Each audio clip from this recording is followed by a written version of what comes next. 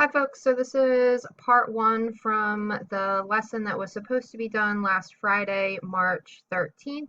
The audio service I'm using only allows me to record in 15-minute intervals, so you'll see that this is part one, and then I'll post the subsequent parts beyond the first 15 minutes as well. So today is the final lesson in the consequences of mass incarceration unit, and we're going to look at the consequences of mass reentry, stigma, and social death.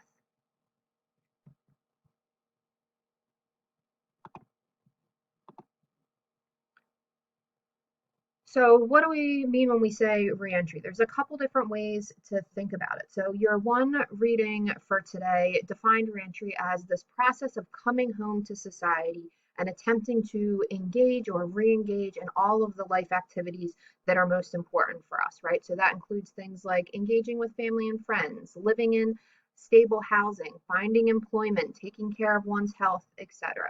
I think it's also really important to make this distinction that reentry does not necessarily mean the same thing as reintegration, right? So getting involved with family and friends, finding housing and employment, these are really things that are very much related to reintegration, right? That you have some type of tie or connection to society.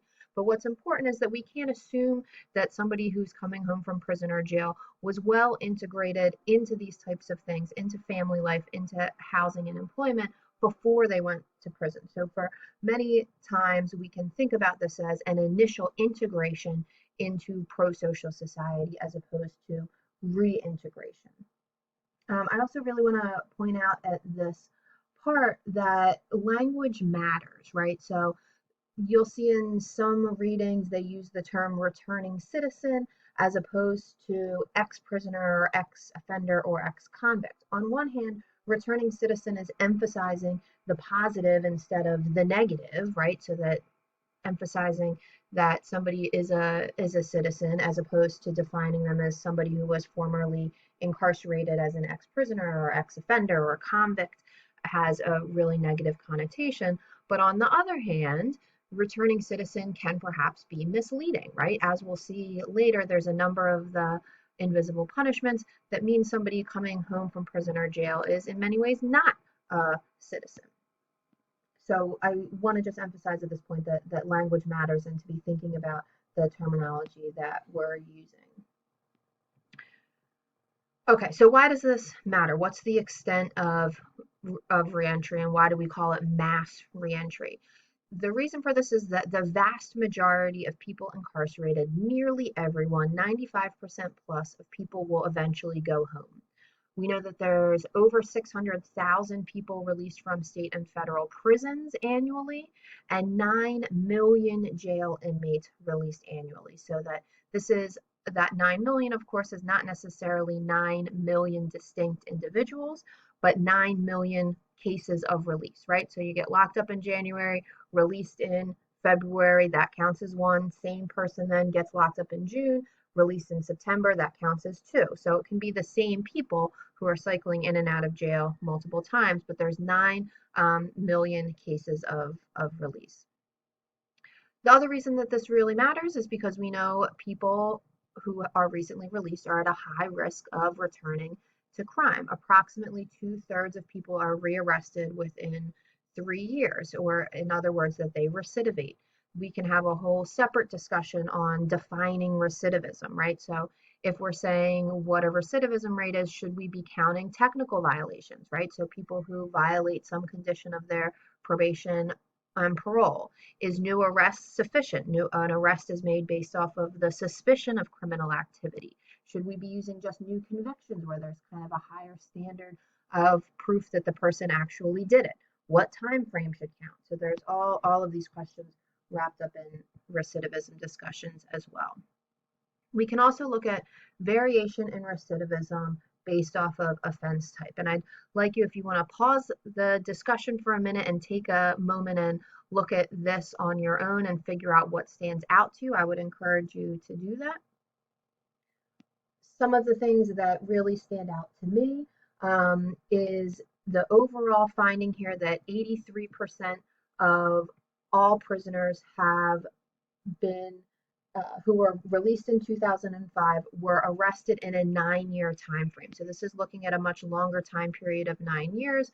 Over 80% of people released in 30 states that this study looked at in 2005 were rearrested. We can also then look at this by offense type, right? So what offense types reoffend at higher rates. And what we really see is a lack of what's called specialization, right? So specialization is the idea that if somebody commits a violent offense, are they more likely to reoffend with a violent offense as opposed to some other type of offense? And what these data really indicate is a lack of specialization, right? Offenders of one type are often rearrested following release for a different type of offense. Okay, next I want to talk through a number of the key challenges that people face when they're released from prison or jail. And the first is issues of disenfranchisement, right? So this is the ban on being able to vote. Estimates look at around 6 million people being disenfranchised. This is, as everything else we look at, huge racial disparity when it comes to voter disenfranchisement. It's 4 times more likely for Black people to be disenfranchised than white people. And the reason that this is really important is because I think it sends an important signal to formerly incarcerated individuals that they don't belong and that their criminal identity is permanent or at least ongoing during some level of supervision. The reason that signaling is important because we know things like self-efficacy or optimistic outlooks can play important roles in desistance from crime. So desistance is the process of stopping engaging in criminal activity. When people feel they are included in civic life and better engaged, then they're less likely to commit a new crime. They're more likely to desist from crime. A couple highlights from the map here, we see that people in Pennsylvania are banned from voting when they are sentenced in prison. If you are serving a sentence post-conviction in jail, you're also banned from voting in Pennsylvania. If you are awaiting trial and incarcerated in Pennsylvania, you are permitted to vote. And if you're in Pennsylvania on probation or parole, you are permitted to vote.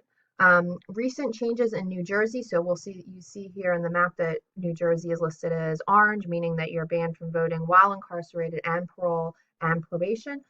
Recent legislation in New Jersey is pushing for people on probation and parole to be able to vote so that New Jersey will look more like Pennsylvania in that regard. Interestingly, too, you see the 2 states, Maine and Vermont, in which there are no restrictions on voting. So even if you are sentenced in prison in Maine or Vermont, you're still legally allowed to vote.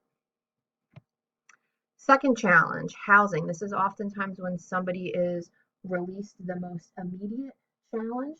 Homeless shelters can feel like reincarceration for many people. Some homeless shelters have a time limit or even have bans on taking somebody with a criminal conviction.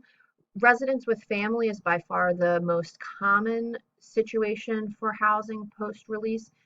Depending on somebody's offense type, and we'll talk more about this in a little bit, they may be banned from public housing. And rates of homelessness and housing insecurity are extremely high with this population. So housing is oftentimes the most immediate and pressing need that somebody has post-release. Challenge number 3, finances and employment. Depending on the institution, somebody may be released from prison or jail with anywhere from $10 to $200 in gate money. They may have just one pair of clothes and perhaps a bus ticket, so that there's not really much that people are coming home with if they didn't have more set up when they went in. This is challenging because we know this is a population that has already, to begin with, a pretty poor employment history. They likely live in a disadvantaged area with few jobs that are available to them. Then all of the other types of personal, individual level problems that we've talked about for this population, such as drug abuse, high rates of mental health problems, perhaps learning disabilities, all of these things make finding employment challenging. Then, of course, there's having to check that box that indicates somebody has a criminal history that for certain occupations makes that very difficult. Then there's all types of other kind of logistical challenges, right? So in order to get to employment opportunities, you may need to be, you may have to drive there. Um, People may not have savings, housing, or basic life skills that can create a sense of stability and make it easier to find a job. Of course, we've also talked about how this is a population with pretty poor levels of education. And then the way finances plays into this can make things worse if their criminal history bans them from receiving student loans. Recently, a kind of big advantage in terms of accessing higher education for this population. The Common Application, which is, of course, the application that a large number of colleges and universities rely on, recently dropped the criminal history question. So that's a pretty big advancement that's just happened in the past 2 years or 2 or 3 years, extremely recently.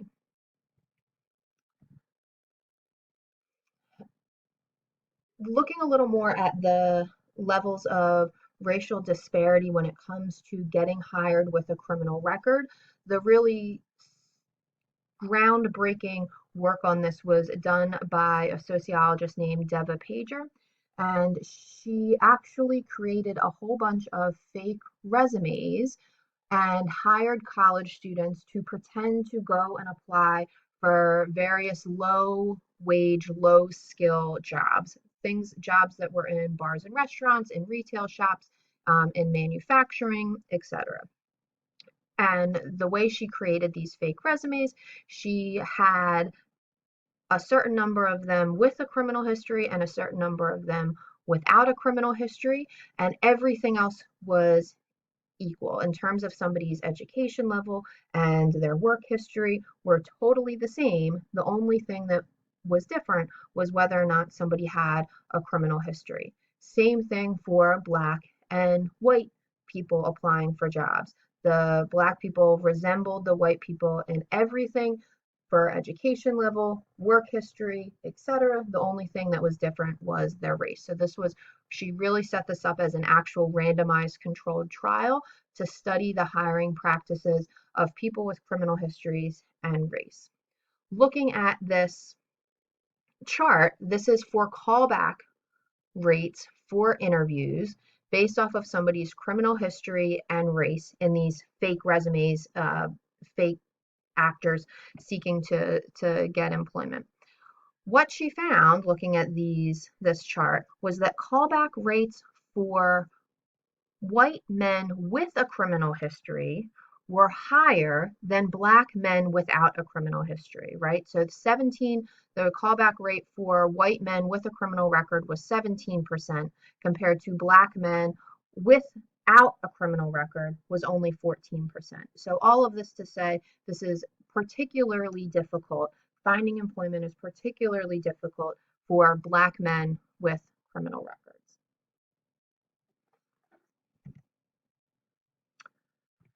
Family reunification, another big one. So we know that there's a large portion of people incarcerated who haven't had any family contact in person prior to their release. We talked previously about how much visits and family unification during incarceration can be challenging because prisons are located far distances away.